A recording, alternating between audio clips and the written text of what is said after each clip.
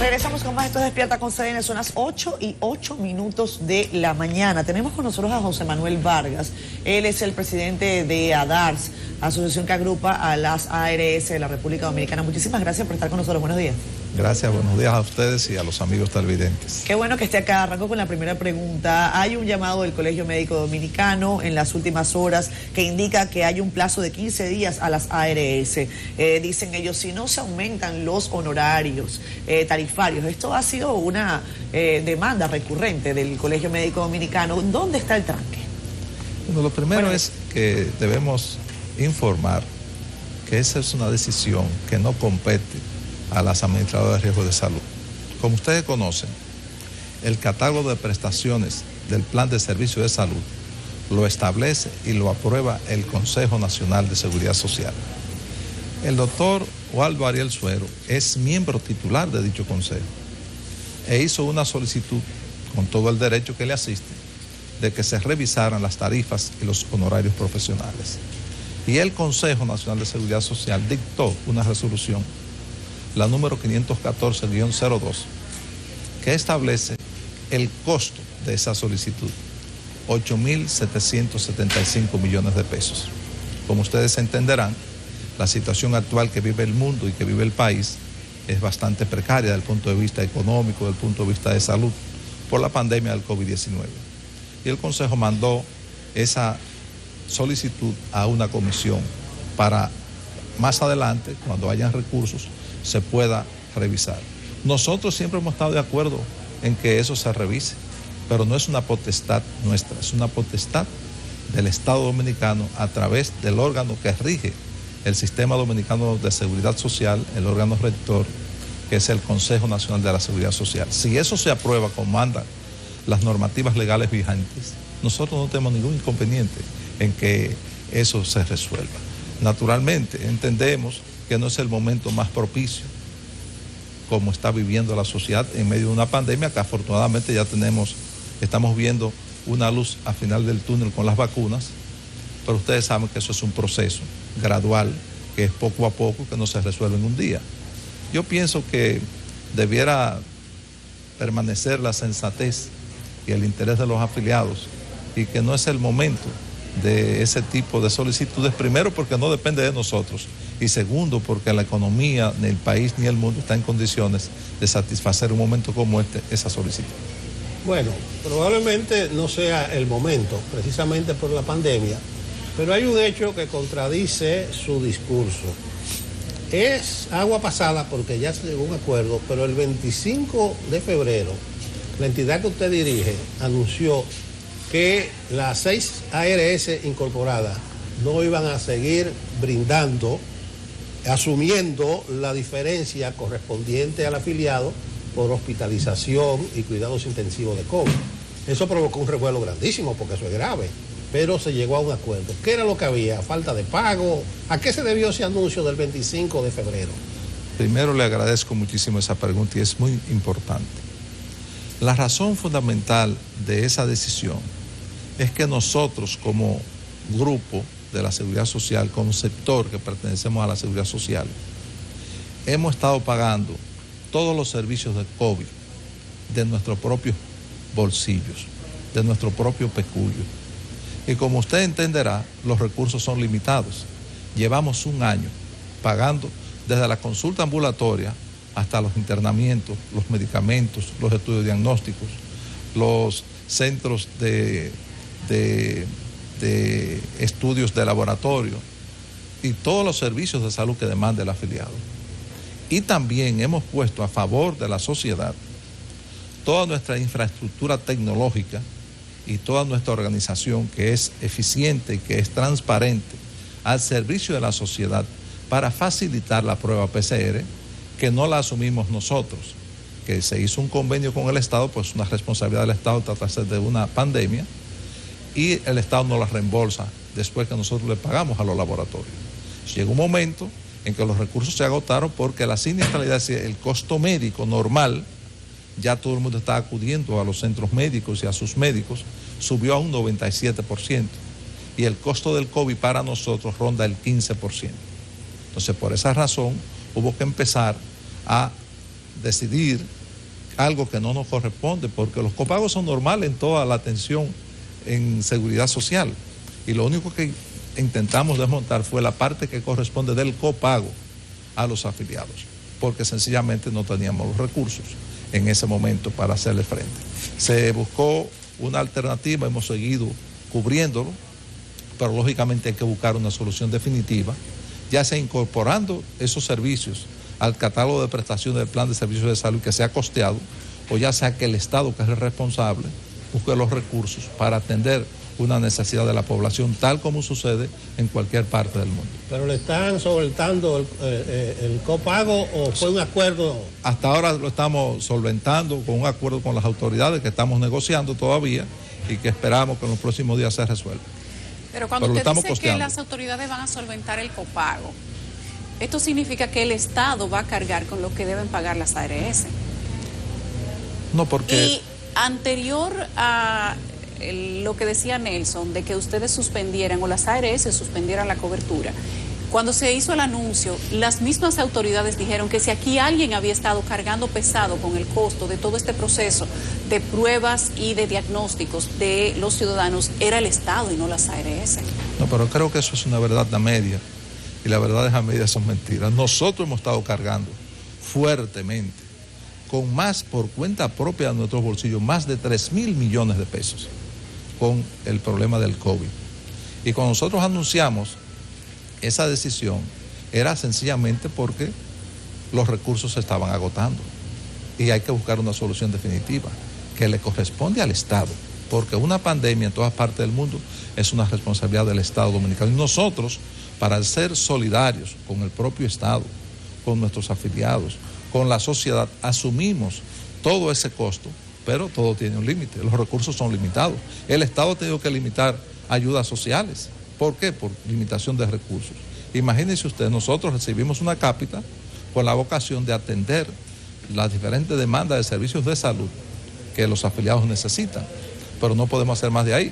Y somos totalmente transparentes, nosotros decimos cuánto nosotros recibimos de cápita, cuánto pagamos de costo médico, cuánto nos cuesta, cuánto perdimos, cuánto nos ganamos. O sea, somos uno de los sectores más transparentes de la sociedad, y eso está en la Superintendencia de Salud y Riesgos Laborales, no porque lo diga yo, usted lo puede consultar en la página web, todo lo que nosotros hacemos.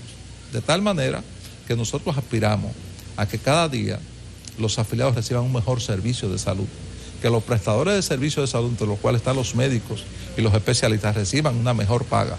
Pero eso no depende de nosotros, eso depende del Consejo Nacional de Seguridad Social, que es el Estado Dominicano.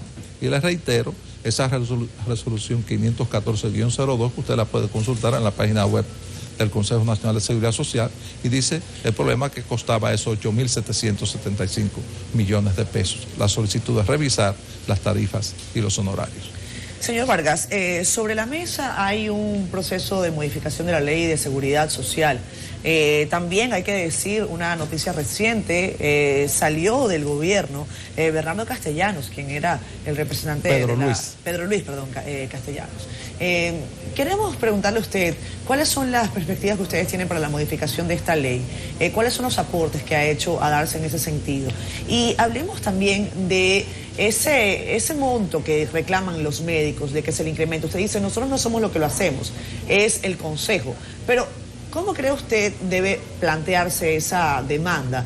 ¿Y cuál sería, en todo caso, la propuesta de darse en ese sentido? Usted me ha hecho dos preguntas en una. Sí. Voy a empezar por la última.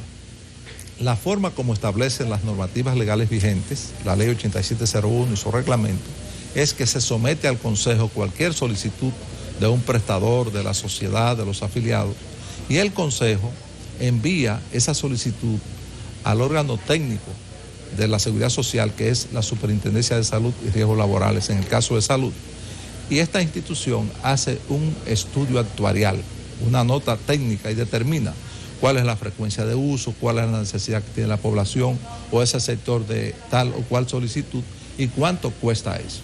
Entonces se envía de nuevo al Consejo, y el Consejo, dependiendo de cómo están los recursos, lo aprueba, lo enmienda o lo rechaza. Esa es la forma como establece la ley, por la cual nosotros estamos de acuerdo, y siempre decimos que cada día se incremente el catálogo y que se resuelvan los problemas, pero haciéndolo como lo establece la ley. Y lo segundo la parte que tiene que ver con la modificación de la ley 8701, como usted entenderá, la seguridad social es parte de la dinámica de los seres humanos, y los seres humanos somos dinámicos, no somos estáticos. Por tal razón llega un momento en que es necesario que se modifiquen, que se adecúen las normativas legales a las necesidades y a los tiempos de hoy día. Hoy día tenemos un país y un mundo diferente al año 2001. Primero, por el avance de la tecnología. Segundo, porque hemos vivido una pandemia que nadie pensó que podíamos vivir y afortunadamente superar a algunos y otros no. Y las circunstancias de demanda de los afiliados, de demanda de los prestadores y otras demandas hay que también conocerlas.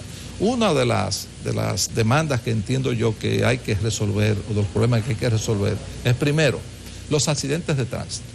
No están cubiertos, o sea, aquí lamentablemente en nuestro país, el 50% de los vehículos que transitan en la vía pública, llámese motocicletas, que hay 3 millones y 2 millones de vehículos, el 50% anda sin seguro.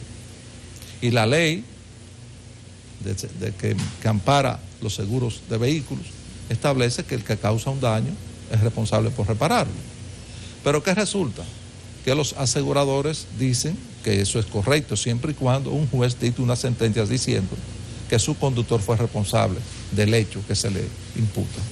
Y del momento que ocurre el accidente hasta que se dicta la sentencia, transcurre un tiempo que podría poner en peligro la vida de ese ser humano. Y por esa razón nosotros, como ARS, estamos asumiendo las atenciones en salud por accidentes de tránsito, que es un aspecto deficitario. Decimos que eso es correcto porque eso es una necesidad de los afiliados y que en esa modificación de la ley debiera incluirse dentro del catálogo de prestaciones del Seguro Familiar de Salud. Lo segundo, que exista en el país una agencia evaluadora de nuevas tecnologías sanitarias. Todos los días hay un nuevo estudio diagnóstico, todos los días hay una nueva enfermedad, todos los días hay un nuevo medicamento.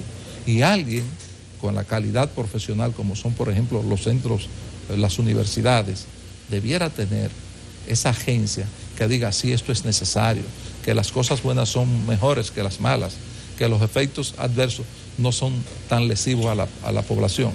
Otro aspecto importante, nosotros decimos que los dominicanos, no lo decimos nosotros, la Constitución de la República establece que todos somos iguales ante la ley.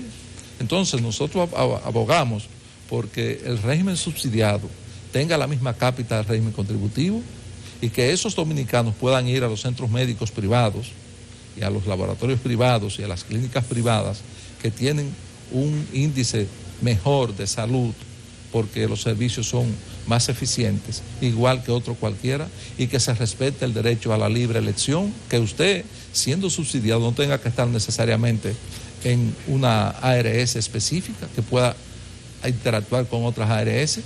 Yo creo que eso es algo que se cae de la mata y que ese catálogo de prestaciones del Seguro Familiar de Salud también se modifique en favor del afiliado, que se cambie el modelo de atención que tenemos. ¿Qué tenemos nosotros ahora?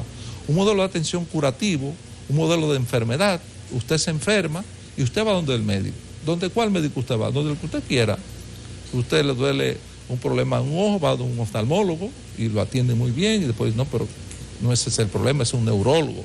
Y usted da un turno de varios especialistas, tiene un costo para el sistema y para usted. ¿Qué decimos nosotros? Que eso tiene que resolverse y que tiene que implementarse la atención primaria como lo establece la ley, porque eso beneficia al afiliado. Y que tengamos un modelo preventivo, un modelo donde se promueva la salud, los estilos de vida saludables y se prevenga la enfermedad. Porque cuando usted está sana, usted es útil y es productiva para usted, para su familia, está alegre emocionalmente, para su empresa y para el país. Entonces, nosotros abogamos por eso, por un modelo preventivo y un modelo de salud, en vez de un modelo curativo y de enfermedad como el que tenemos actualmente, entre otras cosas. Eso que usted dice, que según la Constitución todos somos iguales de la ley. ¿De eso es tu artículo, no? De eso es mi artículo de hoy en el Caribe. Dice que todos somos iguales. Pero algunos somos más iguales que otros. Sí, sí. Pero, mire, una pregunta, que usted no está obligado a contestarla, pero sí tiene que ver con su mundo, y es la libre importación de las vacunas. Y lo traigo a colación porque, por lo menos en Colombia, hay un debate al respecto, incluso hay un proyecto de ley en el Congreso y veo que está muy involucrada los importadores, las clínicas, no recuerdo cómo le llaman a la ARS allá. Allá se llaman EPS. EPS. ¿Usted favorecería la importación libre de la vacuna? Ya que incluso la OMS quiere que liberalicen la patente, o sea, las licencias. ¿Usted tiene alguna opinión al respecto? Mire, nosotros como sector privado vamos a apoyar cualquier iniciativa público-privada que coadyuve a mejorar la situación, a mejorar el abastecimiento. Naturalmente en nuestro país esa potestad la tiene de manera exclusiva el Estado. Pero nosotros no nos oponemos a eso. Nosotros creemos que el sector privado puede aportar. Y tal como pasa en Colombia, que es el ejemplo que usted menciona, a lo mejor se llega a la conclusión, y hay otros países donde el sector privado puede también interactuar. Aquí se habla que se quiere evitar que los precios se alteren, pero yo creo que si hay, las cosas están claras y si se establecen unos precios de referencia, eso perfectamente podría producirse en beneficio de que el proceso se pueda acelerar, porque yo creo, perdone que le interrumpa, que todos debemos vacunarnos, porque es la única medida que salvaguarda la salud de la población. No, lo que iba a decir que, mire, al Estado se le acabaron los primeros lotes. Por suerte eso está a favor de que debe haber vacunas en abundancia aquí. Sí, por suerte dice que llega a 1 millón de vacunas esta debe semana. tener el aire ahora. No porque no esté seguro, sino que a lo mejor está en un avión. Es posible. Ha sido embarcada. Señor Vargas, yo quiero preguntarle con respecto también, usted ha hablado de medias verdades que, como usted señala, son mentiras. Waldariel Suero dice que la cápita se ha aumentado varias veces, pero que eso solo ha beneficiado a las ARS. Sobre ese mismo particular, yo quiero preguntarle, ¿cuál es la relación? Porque, por ejemplo, cuando los que tenemos un seguro privado, se nos hace un aumento de la prima, el prestador de servicio no recibe un incremento. Ese margen se queda en la ARS. Entonces, ¿cuál es la relación? Si se aumenta la cápita, ¿por qué eso no se refleja también en el prestador de servicio? Así como tampoco pasa cuando los privados lo hacemos. Bueno, mire, hay dos aspectos. Yo me voy a referir al plan básico de salud, que es la seguridad social. En la seguridad social, la cápita la determina el Consejo Nacional de Seguridad Social, basado en lo siguiente. El Ministerio de Salud Pública, que es el órgano rector del sistema de salud, hace un levantamiento epidemiológico del país y determina cuáles son las necesidades más sentidas de salud de la población.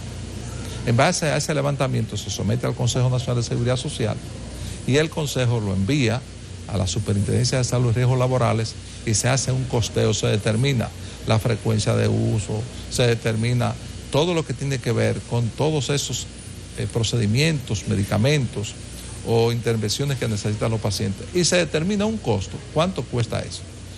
Y en base a eso se determina la cápita, que es lo que nos pagan a nosotros por los afiliados. Ahora, ¿qué resulta? Cada vez que hay una modificación en la cápita, tiene sus razones. Primero, porque se incluyen nuevos procedimientos que demandan los afiliados, ya sea medicamentos, ya sea intervenciones, ya sea otro tipo de servicios de salud, y porque las economías también son dinámicas. Ahora mismo, para que tengan un ejemplo, al mes de enero, la inflación que nos afecta a todos y que no tenemos la curva de que haya inflación, porque eso es un fenómeno económico, y esas son cifras oficiales del Banco Central, era un 8.49%. Entonces, ese proceso inflacionario afecta el costo. Yo quiero que usted sepa que aquí lo que usted paga del Servicio Nacional de Salud, del PDSS, el Plan de Servicios de Salud, son $20. Es uno de los más baratos en el mundo. Y el solo hecho de usted estar en una nómina y ser reportada a la Tesorería de la Seguridad Social, eso le cubre a usted y a sus dependientes cualquier enfermedad sin ninguna comorbilidad, o sea, sin ninguna preexistencia. Es obligatorio, no importa la condición que usted tenga de salud, hay que atenderlo. En el seguro privado no es así. En el seguro privado se acuerda el precio y se acuerdan los deducibles y se le incrementa la cápita o la prima que usted paga todos los años, acorde con la característica de su plan. Son dos cosas totalmente diferentes. Yo considero que la seguridad social en el ámbito de salud, en el ámbito de riesgos laborales, en el ámbito de accidentes de tránsito, en el ámbito de pensiones, es una conquista muy relevante de la sociedad dominicana. Óigame, el 95% de la población dominicana tiene una cobertura de seguros. Y cuando usted va a un centro médico con su carnet, el paciente, el afiliado, siente que tiene un patrimonio en sus manos. Y eso usted lo compara cuando existía el Seguro Social, era un 7.4% de la población asegurada. Yo creo que son pasos gigantescos que hemos dado. Lógicamente nada es perfecto, los seres humanos somos imperfectos y hay que adaptarlo a las necesidades de los afiliados y de la sociedad. Pero es un proceso. Gracias, señor Vargas, por habernos acompañado. José Manuel Vargas, presidente de ADARS, con nosotros acá en Despierta con CDN. Hacemos una pausa y ya venimos.